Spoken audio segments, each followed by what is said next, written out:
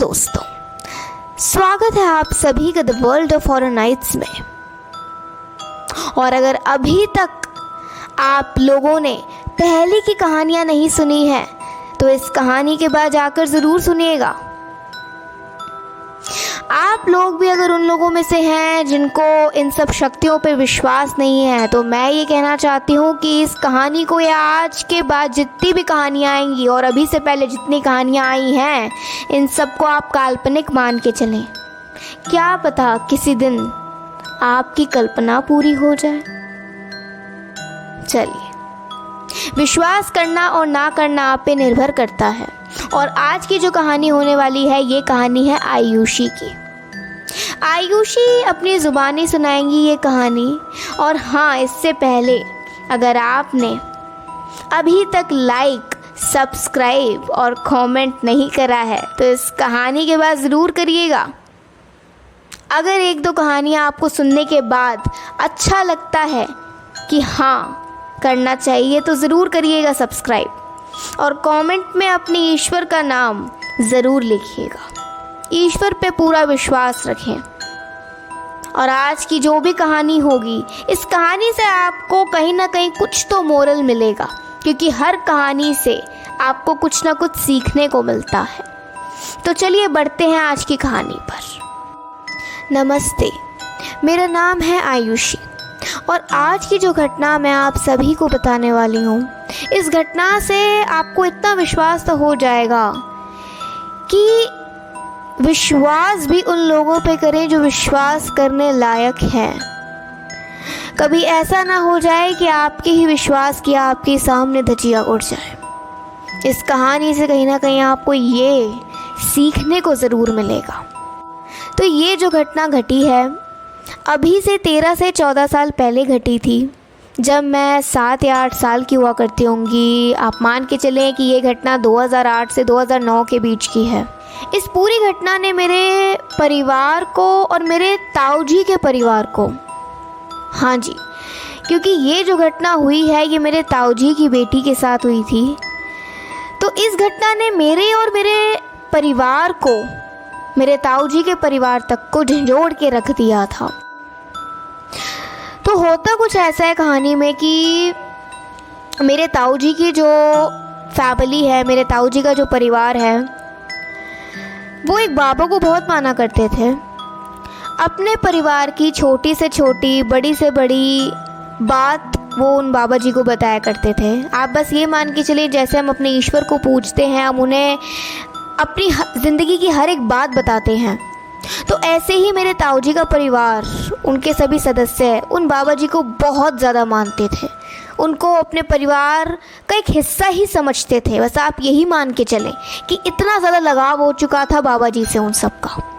एक दिन खबर क्या आती है कि बाबा जी को चोट लग गई और वो बहुत ज़्यादा गंभीर हालत में है। उनको बहुत तेज़ चोट लगी थी। चोट कैसे लगी थी ये तो किसी को नहीं पता, लेकिन बहुत तेज़ चोट लगी थी। तो जिस गांव में वो रहा करते थे, मेरे ताऊजी की फैमिली, मेरे ताऊजी का परिवार जिस गांव में रहा करते थे, वहाँ के बहुत ऐसे लोग थे जो उन बाबा जी के पास जाया करते थे। उस पूरे गांव के लिए वो बाबा जी एक तरीके से ईश्वर के रूप ही थे। इस खबर के बाद मेरे ताऊजी की फैमिली बहुत ज़्यादा परेशान भी हुए थे और वो देखने तक भी गए थे। उन्होंने आप ये मान के चले बहुत अच्छे से देखभाल भी करी थी। उन्होंने बहुत अच्छे से उनका ख्याल भी रखा था। तो एक दिन क्या बात होती है कि मैं और मेरा परिवार अपने ताऊजी के घर पे जाते हैं, मीन्स अपने गांव में। हम गांव से हट के रहा करते थे, अपने दूर रहा करते थे, और ताऊजी की फैमिली गांव में रहा करती थी। तो हम उसी गांव में जाते हैं ताऊजी के पास कि चलो चलते हैं, बहुत वक्त हो गया है मिले हुए, तो क्यों ना मिल लिया जाए। तो ऐसे ही हम जब पहुँचे तो एक तो पहले ये बात हमें पता चली, ऊपर से काफ़ी बातें चल रही थी। तो ऐसी बातों बातों में मैं अपनी दीदी के पास बैठी हुई थी, बातें कर ही रहे थे, और मेरी दीदी ने कहा कि तू भी वहाँ चल, एक बार चल के तो देख हमारे साथ, तू भी चला जा, बाबा जी का आशीर्वाद लियो तू भी। मेरा मन नहीं माना, मैंने मना कर दिया कि नहीं नहीं दीदी, मैं नहीं जाऊँगी, मुझे नहीं जाना किसी बाबा के पास, मैं नहीं जाऊँगी। कुछ दिन एंजॉय करने के बाद हम अपने घर आ गए, और घर आने के बाद कुछ ही वक्त हुआ था कि खबर आती है कि मेरी दीदी को बहुत अजीब सा कुछ होने लग गया है। उन पे मेरे ख्याल से किसी बुरी आत्मा का साया आ गया है। हमें जितना पता चला था, लोग इतना बता रहे थे कि उनकी आंखें बहुत अजीब सी हो गई हैं, वो बहुत ज़्यादा घूर घूर के देखने लग रही हैं। और वहीं पर मेरे ताऊजी के घर पे मेरे दादा थे, तो उन्होंने ना बोला कि क्या ऐसा देख रही है तू। उन्होंने बहुत अजीब तरीके से कहा कि जिससे तू पूछ रहा है ना, जिससे तू बोल रहा है, वो मैं नहीं हूँ। बस इस बात को सुन के मेरे दादा को इतना तो विश्वास हो गया कि इस पे कुछ तो दिक्कत है। उन्होंने पूछा कि तू कौन है, कहाँ से आया है। जो भी जिस भी चीज़ ने उन पे वास करा हुआ था, उसने सीधा सीधा कहा कि तुम्हारे खेत में एक पीपल का पेड़ था जो कि तुमने कटवा दिया है, उस पेड़ का देवता हूँ मैं। वहाँ जाके अगर पेड़ नहीं लगवाया तो इस पे कब्जा कर लूँगा। वहाँ जाके पेड़ लगवाओ, नहीं तो मैं इसे ऐसे ही परेशान करूँगा। सब ने उसकी बात को सुना, नज़रअंदाज नहीं करा, क्योंकि गांव में ये सब चीज़ें बहुत अच्छे से मानी भी जाती है और इनको सम्मान भी दिया जाता है। और जैसे कि उसने कहा कि वो देवता है उस पेड़ का, मेरे दादाजी ने पेड़ भी लगवा दिया था। कुछ टाइम तक तो, कुछ वक्त तक तो मेरी दी बिल्कुल सही रही, लेकिन 3 अक्टूबर 2010 को मेरे दादाजी एक्सपायर हो गए। बहुत दुखद खबर थी हमारे परिवार के लिए, हमारे पूरे परिवार के लिए, क्योंकि सबसे बड़े सदस्य वो हमारे परिवार के थे और उनसे मुझे ना एक अलग ही अटैचमेंट था। इनफैक्ट सबको एक अलग ही अटैचमेंट था दादाजी से। और उस वक्त मैं होंगी कुछ 10 साल की। इस बात को चलते चलते, ये जो शक्ति का किस्सा था, इस बात को चलते चलते कुछ 2 से 3 साल गुजर गए थे और उसके बाद मेरे दादाजी भी गुजर गए थे। तो हम लोग ना वहाँ से तीजा करके दादाजी का अपने घर पर आए हुए थे। रात को गांव से फ़ोन आया कि दी पर फिर से उस बुरी शक्ति का कब्ज़ा हो गया है। अब एक तो दुखद खबर थी ही, तो दूसरी अब और हमारे सामने आ गई। हमें बहुत ही अजीब लगा कि आखिर जब पेड़ लगवा दिया गया है तो ये सब कैसे हो गया है। वहाँ से वही बातें सुनने को आई कि अजीब अजीब हरकतें कर रही है, अजीब तरीके से देख रही है। बहुत ज़्यादा सब कुछ, किसी को कुछ समझ नहीं आ रहा था कि ये चल क्या रहा है। अगर उनकी हरकतों की बात करी जाए तो हमें कुछ सुनने में ऐसा आया था कि उस वक्त फैमिली के सभी सदस्य वहाँ थे।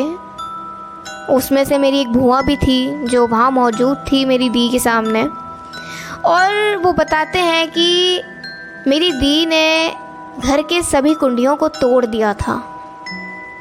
आप मान सकते हो कि कोई इंसान एक झटके में कुंडी को तोड़ दे, सारे दरवाजे की कुंडियों को एकदम से तोड़ दे। वहीं हमारा एक रूम था जहाँ हम ठहरा करते थे। जब वो हमारे कमरे की ओर बढ़ने लगे,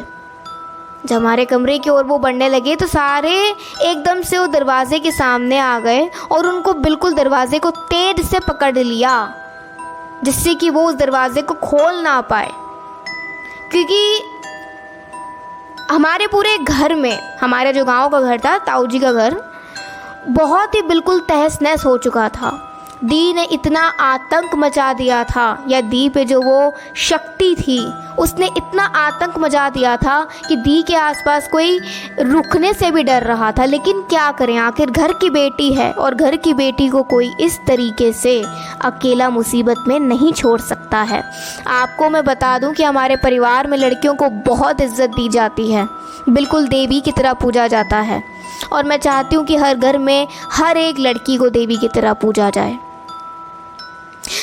फिर एक बात सुनने को और आती है कि आप सबको पता होगा, अक्टूबर का जो सीज़न होता है वो मिड विंटर का होता है, कि हल्की सी सर्दी। आजकल तो ऐसा होता है कि हल्की सी सर्दी, लेकिन गांव में तो बहुत सर्दी हो जाया करती है अक्टूबर के सीज़न में। मेरी दी ने एकदम खौलता हुआ पानी मांगा, जो कि देने को कोई तैयार नहीं था। मेरी दी ने ज़बरदस्ती करके उस खौलते हुए पानी को मांगा और वो पी लिया। सबने बहुत कंट्रोल करने की कोशिश करी उनको, लेकिन किसी के भी कंट्रोल में दी नहीं आई। आखिर इन सब बातों को सुन के मुझे तो इतना डर लगने लग गया कि अब मेरी हिम्मत नहीं हो रही थी दोबारा गांव जाने की। मेरी हिम्मत नहीं हो रही थी दी से मिलने की, दी से कुछ पूछने की। दी और मेरे अटैचमेंट की अगर मैं बात करूं तो बहुत अच्छा अटैचमेंट था और अभी भी है, लेकिन वो डर उस 10 साल की उम्र की लड़की के अंदर ऐसा बस गया था जो बाहर निकलने का मौका ही नहीं दे रहा था। अब आता है अगला दिन। अगले दिन की अगर बात करी जाए तो दी को बाइक पे बिठाकर एक पंडित जी के पास ले जाने के लिए पूरा बंदोबस्त किया गया। दी को जैसे ही बाइक पे बिठाया, बाइक पे कुल जितने भी 1-2 आदमी थे, 1-2 लोग थे, उन सबको दी ने एकदम से नीचे गिरा दिया। और ये जो भी शक्ति थी ना, ये दी के अंदर कुछ वक्त के लिए आती थी और फिर चली जाती थी, फिर कुछ वक्त के लिए आती थी, फिर कुछ चली जाती थी। आप ये मान के चलें कि अगर इससे दूर करने का सोचा जाए तो ये शक्ति उनके शरीर में प्रवेश करती है, सारा काम तहस नहस करके फिर दी के शरीर में से बाहर निकल जाती है। तो ऐसा ही हुआ था कि जैसे ही उनको बाइक पे बिठाया गया, उस शक्ति ने प्रवेश करा और सामने के 2 आदमियों को एकदम से गिरा दिया। बाइक पे चल रहे हैं और एकदम से गिरा दिया।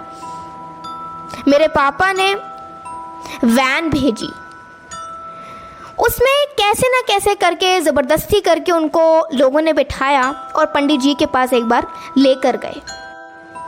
कुछ ना कुछ करके उन पंडित जी ने उनको कुछ दिन के लिए ही सही उनको थोड़ा ठीक कर दिया।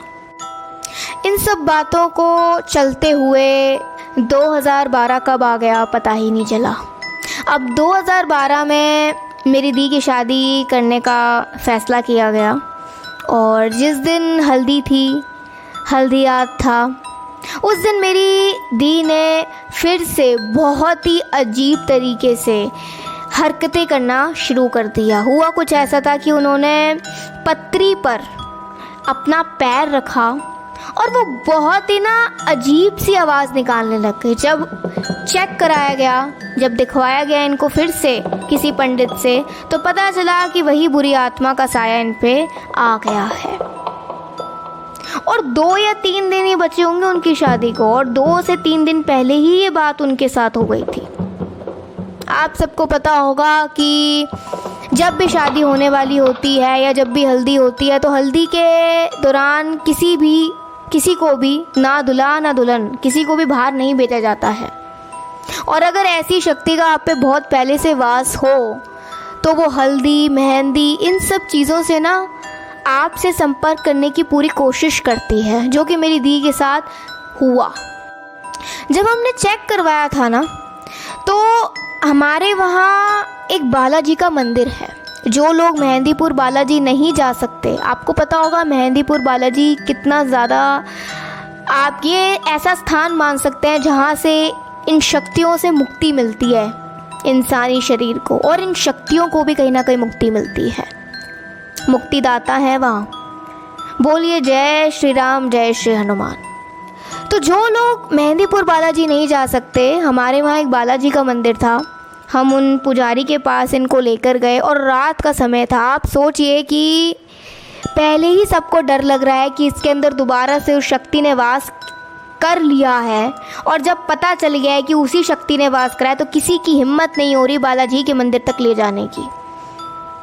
कैसे न कैसे करके किसी भी हालत में उनको लेकर गए, और पंडित जी ने बहुत ज़्यादा, उन पुजारी जी ने इनको इतने कोड़े मारे कि दी की हालत बहुत बुरी हो गई थी। और नई नवीली दुल्हन की हालत अगर आप इस तरीके से देखो ना, तो दिल पे, माँ बाप के दिल पे क्या बीतती है वो उन माँ बाप के दिल से ही जाकर पूछें। सबकी आंखों में आंसू थे जब दी को कोड़े लग रहे थे। वो चीखें, वो आवाज़, तब जाकर उस शक्ति ने मेरे दी के शरीर के माध्यम से बताया, उस शक्ति ने बताया कि मैं वही बाबा हूँ जिसके पास ये लोग आते थे। और मुझे ये लड़की बहुत पसंद आई है, बहुत सुंदर है ये लड़की, मुझे बहुत अच्छी लगती है, मैं इसको अपने साथ ले जाऊंगा और मैं ले जाकर ही इसे रहूंगा, मैं इसकी शादी किसी से भी नहीं होने दूंगा।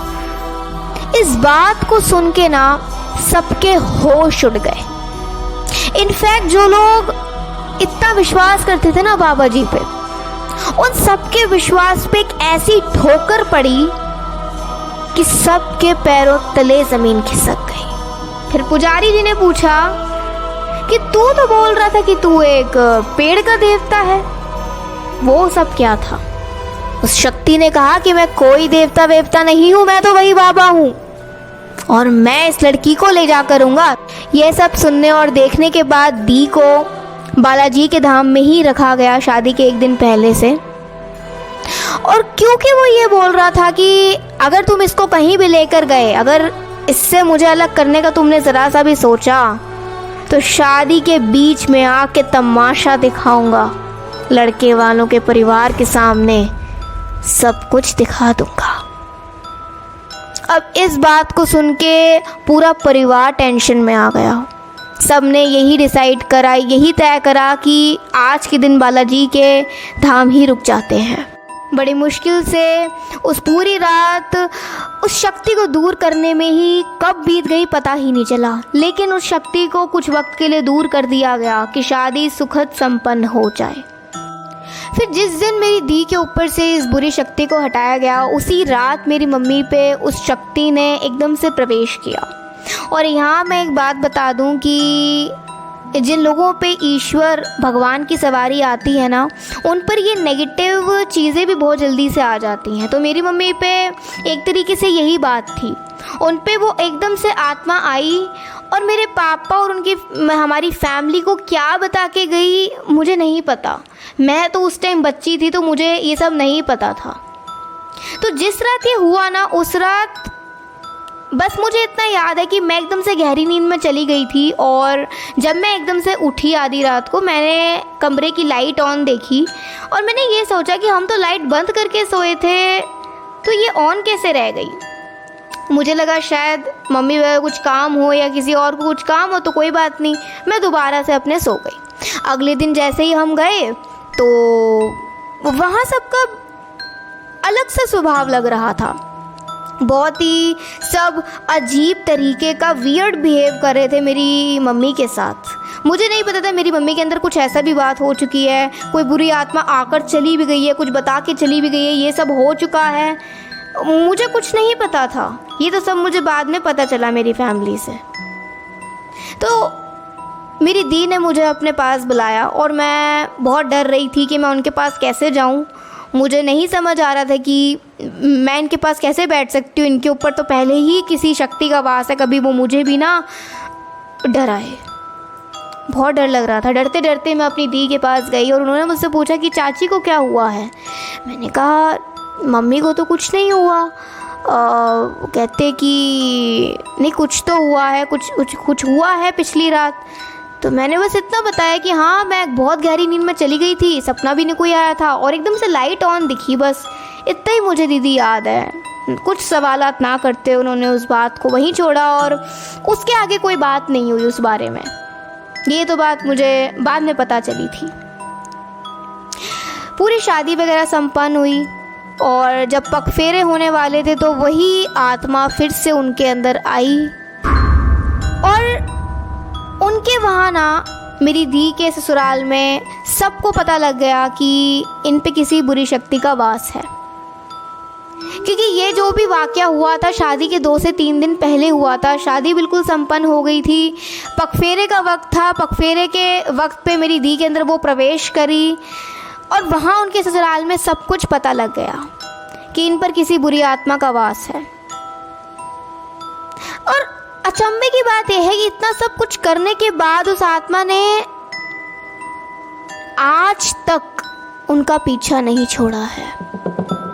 मेरे दी के हस्बैंड ने, मेरे जीजू जी ने बहुत डॉक्टर्स को दिखाया, ब्रेन का चेकअप करवाया कि कभी कोई और प्रॉब्लम ना निकल जाए, लेकिन सब कुछ रिपोर्ट्स में नॉर्मल आता है। आज भी जो वो शक्ति है वो उन पर आती है और उनके बच्चों तक को वो शक्ति मारती और डराती है। इतना सब मेरी दी आज तक झेल रही हैं। मैं आपको पहले ही बता दूं कि ये सब चीज़ें मैंने नहीं देखी हैं। मेरी उम्र बहुत छोटी थी और अगर ऐसा कुछ सामने चल भी रहा होता है तो मैं नहीं इन सब चीज़ों पे इतना ध्यान देती हूँ। मुझे कोई इंटरेस्ट नहीं है इन सब चीज़ों में। मैं तो इन सब चीज़ों से कोसों दूर रहती हूँ। ये पूरा वाक़या मेरे ताऊजी के परिवार में हुआ था और ये पूरा वाक़या मेरे फैमिली को बस बातों में पता लगता था, ऑन कॉल पता लगता था। जो भी छोटी मोटी अगर हमने चीज़ें देखी, वियर्ड बिहेव करना लोगों का या बहुत एक अजीब सा माहौल, वो सब देखा है। लेकिन जो हरकतें दी ने करी, जो उन पे एकदम से आत्मा कैसे आती है, वो सब हम नहीं जानते हैं। लेकिन आज भी इस दिक्कत से, इस परेशानी से मेरी दी ग्रसित हैं और वो चाहकर भी इस परेशानी से दूर नहीं हो पा रही हैं। आई जस्ट होप कि दी ज़िंदगी में ईश्वर बहुत खुशियाँ भर दे, उस बुरी शक्ति को दूर कर दे मेरी दी की ज़िंदगी में से। बस मैं आपसे यही कहना चाहूँगी कि किसी भी ऐसे ढोंगी बाबाओं पे विश्वास ना करें जो आपके विश्वास के साथ खेल जाएं। बस यही थी मेरी कहानी। मैं आशा रखती हूँ कि आपको आज की कहानी से कुछ ना कुछ सीखने को मिला होगा। तो दोस्तों, आज की कहानी यही थी और इस कहानी से जो भी आपको सीखने को मिला है कि किसी को भी ऐसा दर्जा ना दे दें अपनी ज़िंदगी में कि सामने वाला आपके विश्वास का बहुत ही गलत तरीके से फ़ायदा उठा जाए। जैसे कि इस कहानी में हुआ, उस बाबा ने उस एक बहुत ही कम उम्र लड़की के साथ ऐसा करा जिसकी अभी नई नई शादी हुई थी और आज तक उस शक्ति ने उनका पीछा नहीं छोड़ा। तो किसी को भी अपनी ज़िंदगी में इतना ना समझ लें, इतना इंटरफेयर ना करा दें कि कोई आपके दिल और दिमाग तक पर भी कब्जा करना चाहे। अगर आज की कहानी आपको अच्छी लगी हो, रियल लगी हो, तो ज़रूर बताइएगा। रियल लगी हो क्या? रियल तो है ये कहानी। आगे आपके मानने पर है कि इस कहानी को आप कितना सच्चा मानते हैं और इन सब शक्तियों का कितना कम आप जिक्र करते हैं। अपने ईश्वर पर विश्वास रखें, किसी चीज़ पर रखें या ना रखें, लेकिन ईश्वर पर विश्वास आपका अटूट होना चाहिए। अगर आपके पास अपनी कोई कहानी है तो ज़रूर हमारे साथ शेयर करिएगा हमारी इंस्टा आईडी पे। पिछली कहानी जाकर देखें, बहुत अच्छी है। मैं मिलूँगी आपको आपकी अगली स्टोरी में। अभी के लिए बाय बाय।